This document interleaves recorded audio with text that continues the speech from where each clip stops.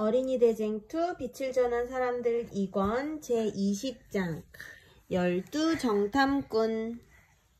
이스라엘을 인도하던 구름 기둥이 멈추어 선 곳은 바란 광야에 있는 가데스라는 곳이었습니다. 가데스. 구름 기둥이 멈추어 서자 모세는 70명의 장로들을 통해 이스라엘 백성이 장막을 잘 칠 수 있도록 안내하였습니다. 레위 지파가 먼저 하나님의 성소를 정중앙에 세웠습니다. 그리고 각 지파들이 성소를 중심으로 사방에 자신들의 장막을 세웠습니다. 광야에 붉은 노을이 집니다. 힘든 하루가 마쳐졌습니다. 하나님의 구름 기둥은 이제 불 기둥으로 바뀌었고 장막 앞에 모닥불이 켜졌습니다. 백성은 가족끼리 모여 저녁을 만들어 먹었습니다. 모세는 저녁 식사 후 백성의 장막을 둘러보기 위하여 산책을 나왔습니다. 얼마 지나지 않아 몇몇 장로들을 만나게 되었습니다. 장로들은 앞으로 이스라엘이 어디로 가야 할지에 대해서 모세에게 물었습니다. 이제 조금만 가면 가나안이 보입니다. 하지만 가나안에는 여전히 강한 군대를 가진 여러 족속들이 살고 있었습니다. 이스라엘이 마음대로 정착하여 살만한 곳이 보이지 않았습니다. 글쎄요, 저도 잘 모르겠습니다. 하나님의 뜻을 기다려보아야겠지요. 모세, 우리가 지파별로 정탐꾼을 뽑아 가나안 땅을 정탐하게 하는 것은 어떨까요? 네, 장로님, 고민해 보겠습니다. 내일 함께 의논해 보면 좋을 것 같습니다.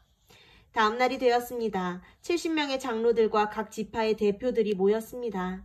그들은 백성의 뜻을 가지고 모세를 찾아왔습니다. 모세, 우리가 서로 이야기를 해보았는데 아무래도 정탐꾼을 뽑아 가나안 땅을 정탐해보는 것이 좋을 것 같습니다. 그래요. 모두의 의견이 그렇게 모아졌다면 지파별로 한 명의 정탐꾼을 뽑아주세요. 12명의 정탐꾼을 가나안 지경에 보내겠습니다. 며칠 후 12명의 정탐꾼이 세워졌습니다. 몇 명? 몇 명의 정탐꾼? 7명? 12명. 12명. 여기 뭐라고 써있어? 봄이가 읽어봐. 12명. 12명의 정탐꾼이 세워졌습니다. 그들은 모두 지혜롭고 건장한 젊은이들이었습니다. 그들은 가나안 땅에 들어가 그곳의 성들과 족속들, 땅과 농작물 등을 세세히 살피고 돌아와야 하는 임무를 받았습니다. 모세의 축복 기도가 끝난 후 백성의 응원 속에 정탐꾼들은 가나안으로 떠났습니다. 40일이 지났습니다. 한 달도 넘고 한 달하고 10일이 지난 40일이네. 나팔 소리가 울립니다.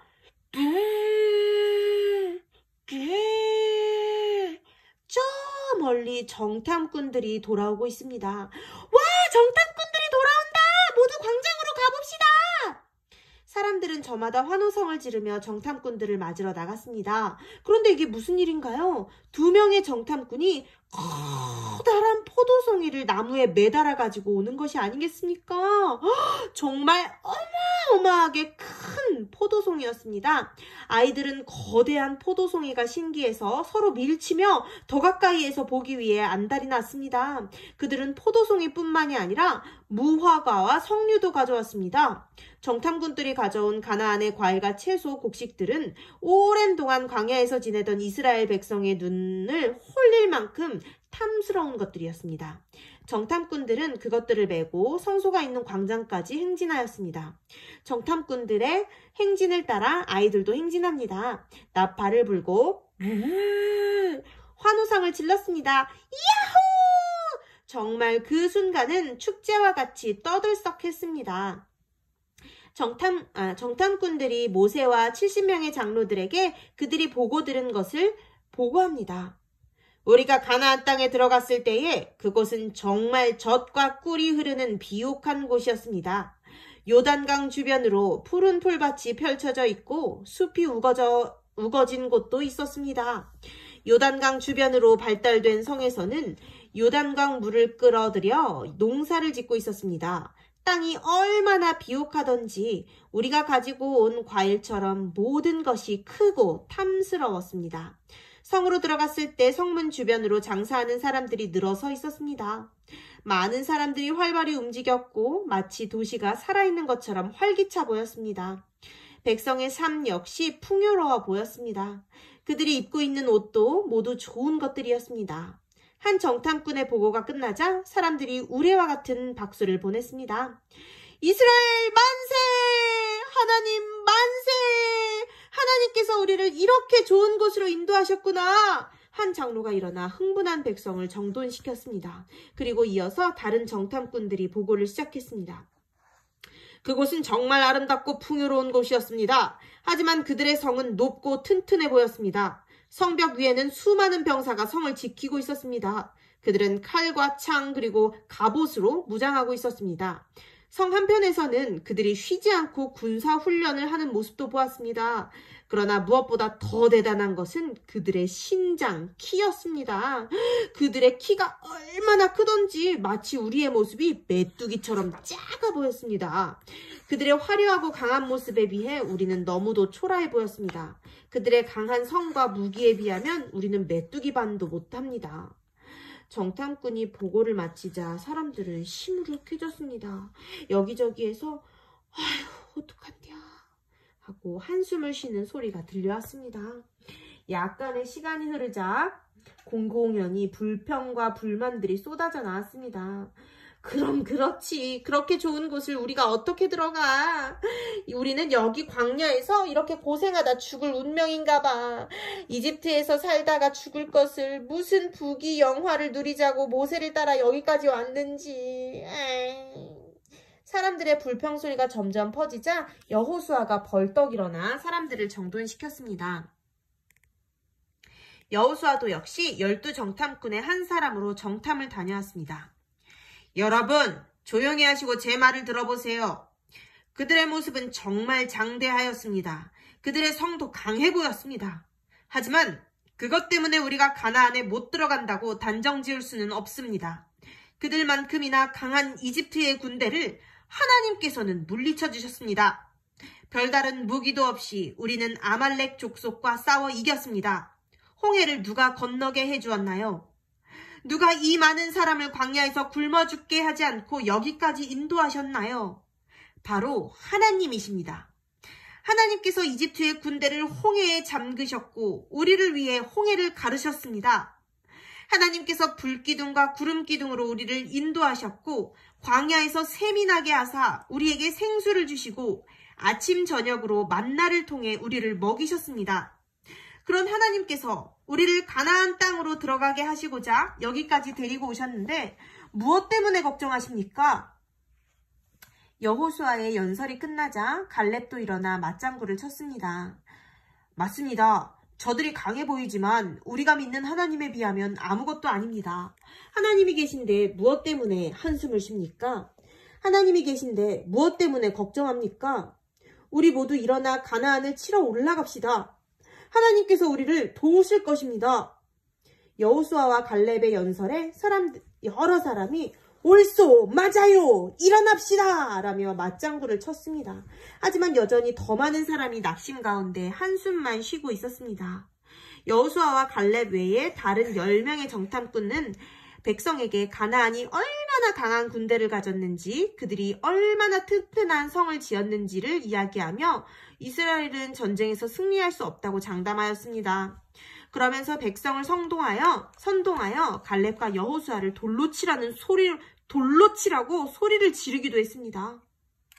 그들의 선동에 성난 군중이 돌을 들어 갈렙과 여호수아에게 던지려 하였습니다. 꽝꽝꽝! 그 순간 하늘로부터 큰 천둥 소리가 울려 퍼졌습니다. 그리고 백성이 든 돌들이 손에서 떨어졌습니다. 하나님께서 위험한 순간에 개입하신 것입니다. 불타오르는 빛과 같은 하나님의 영광이 성소를 비췄습니다. 그 빛이 두려워 모든 백성이 눈을 가리고 엎드렸습니다. 무서워. 불평을 쏟아내던 정탐꾼들은 하나님의 임재가 두려워 서둘러 그 자리를 피했습니다. 그날 밤 이스라엘 백성은 통곡으로 밤을 지새웠습니다. 많은 사람이 자신들의 운명을 한탄하며 이곳까지 온 것에 대해 후회하였습니다. 이 안타까운 모습을 하늘에 계신 하나님께서 바라보시며 모세에게 말씀하셨습니다. 내가 전염병으로 저들을 쳐서 멸하고 너로 그들보다 크고 강한 나라를 이루게 하리라. 모세는 슬펐습니다. 하나님을 불신하고 원망하는 백성이 안타까웠고 하나님의 진노가 이스라엘 백성에게 미칠까봐 가슴이 무너지는 것 같았습니다. 모세는 안타까운 심정으로 다시 하나님께 기도를 드렸습니다. 구하옵나니 여호와는 노하기를 더디하시고 인자가 많으신 분입니다. 주의 인자하심을 나타내셔서 이 백성의 죄악을 용서해 주십시오. 하나님께서는 모세에게 즉시로 이스라엘 백성을 멸하지 않겠다고 약속하셨습니다. 하지만 이스라엘 백성은 그들의 불신과 잘못된 선택으로 말미암아 40년 동안 광야를 방황해야 했습니다. 다음 날이 되었습니다. 이스라엘 백성 가운데 전염병이 돌아 하나님께 불평을 쏟아내었던 10명의 불충실한 정탐꾼이 목숨을 잃었습니다. 그들의 죽음은 많은 백성을 놀라게 하였습니다. 백성은 그제야 하나님의 진노를 깨닫고 그들도 역시 죽은 10명의 정탐꾼과 같이 죽을까봐 두려워 떨었습니다. 그리고 그제서야 자신들의 죄를 회개하였습니다. 하지만 여전히 그들의 마음 가운데는 불신이 가득하였습니다. 모세는 백성을 중앙 광장으로 다시 소집하였습니다. 여러분! 지난밤 하나님께서는 여러분의 불신으로 인해 대단히 노하셨습니다. 하나님께서 원래 가나안 땅을 우리에게 주시고자 계획하셨지만 우리의 불신으로 인해 그 계획을 바꾸셨습니다. 우리는 이제 바로 가나안에 들어가지 못하고 광야를 40년 동안 방황하게 되었습니다. 몇 년 동안 광야를 방황하게 되었어요? 40년. 바로 들어갈 수 있는 가나안에 40년 동안이나 뱅글뱅글뱅글. 엄마가 36살이거든? 40년보다도 못 살았어. 엄마보다도 더 많이 살아야지 40년 있다가 가나안에 들어가게 된 거야. 모세의 연설을 듣던 백성은 눈물을 흘리며 통곡하였습니다. 그 통곡 소리가 얼마나 크던지 온 사방이 시끄러웠습니다. 통곡 소리는 밤까지 계속되었습니다. 이봐, 하나님의 처사가 너무하다고 생각되지 않나? 우리가 지나온 광야를 또 40년 동안 헤매고 다녀야 한다고? 나는 절대 그럴 수 없네. 그렇게 하지 않을 거야. 이보게, 그러면 무슨 좋은 방법이 있는가? 이 모든 게 우리가 자초한 일이 아닌가? 아닐세. 지금이라도 우리가 가나안으로 쳐들어가면 어떻겠는가? 이대로 물러나는 것은 어리석은 짓일세. 아니, 자네, 그게 무슨 말인가? 오늘 우리가 모세에게 분명히 말하지 않았는가? 오늘 모세가 우리에게 분명히 말하지 않았는가? 우리가 당장은 가나안에 들어갈 수 없다고. 그러나 사람들 사이에는 지금이라도 가나안에 쳐들어가자는 의견이 많았습니다. 다음 날이 되었습니다. 과격한 젊은이들은 가나안으로 쳐들어갈 병사들을 모집했습니다. 이 소식이 모세에게까지 들려왔습니다. 뭐라고? 지금 이스라엘 백성이 하나님의 뜻을 어기고 가나안으로 쳐들어가려 한다고? 안 되네. 절대 그렇게 해서는 안 되네. 하나님께서는 허락하지 않으신 일을 하는 것은 어리석은 짓이야. 모세의 명령을 받고 여호수아는 백성을 말리러 나갔습니다. 하지만 아무도 여호수아의 말을 귀담아 들으려 하지 않았습니다. 자, 전군! 앞으로 전진! 이스라엘 백성은 모세와 여호수아도 없이 자기들끼리 군대를 조직하여 가나안으로 향했습니다. 모세와 아론, 여호수아와 갈렙 같은 지도자들이 말려보았지만 그들은 고집을 부렸습니다. 멀어져가는 이스라엘의 군대를 바라보며 모세는 눈물을 흘렸습니다. 저토록 어리석다니. 도대체 저들은 언제쯤 하나님의 뜻을 분명히 알 수 있을까? 모세는 눈물을 흘리며 중얼거렸습니다. 여호수아가 모세를 부축하여 일으켰습니다. 모세, 이렇게 된 이상 하나님께 기도해야 하지 않을까요? 아니네. 하나님은 당신의 뜻을 분명히 알려주셨어. 이것은 이스라엘이 하나님의 명령에 순종하지 않고 반역한 것과 다름없네. 하나님은 도와주지 않으실 거야. 한편 이스라엘 군대는 가나안 성을 향하여 열심히 행군하였습니다. 이스라엘의 군대는 훈련이 잘된 군대가 아니었지만 그래도 하나님께서 도와주실 것이라는 막연한 기대감을 가지고 용기를 가지고 나아갔습니다. 하지만 모세도 없고 여호수아도 없는 이스라엘 군대에는 지도자가 없었습니다. 또한 하나님께서 그들과 함께 하신다는 약속도 없었습니다. 그저 막연한 기대와 약간의 두려움을 가지고 행군하였습니다. 드디어 저 멀리 가나안 성이 보입니다. 가나안 사람들은 이스라엘이 쳐들어온다는 소식을 첩자를 통해 이미 알고 있었습니다. 그들은 과거 그들이 믿는 하나님께서 홍해를 가르셨고 이스라엘 백성이 홍해를 지나온 것을 익히 들어 알고 있었습니다. 또한 그들을 추격하던 이집트의 군대가 홍해에서 모두 수몰되어 전멸했다는 사실도 알고 있었습니다. 아말렉과의 전투에서는 말도 안 되는 전력 차이에도 불구하고 이스라엘이 승리했다는 소식도 들었습니다. 이런 소문들이 가나안 사람들로 하여금 두려움에 떨게 하였습니다. 그래서 그들은 섣불리 공격하지 못하고 성문을 걸어 잠그고 이스라엘 군이 가까이 오기만을 기다렸습니다. 가나안 성은 높은 지대에 위치해 있었습니다. 그곳에 가기 위해서는 긴 협곡을 지나야 했습니다. 이스라엘 군대는 가파른 오르막길을 올랐습니다. 저 멀리 가나안 성에서 긴 나팔 소리가 울려 퍼졌습니다.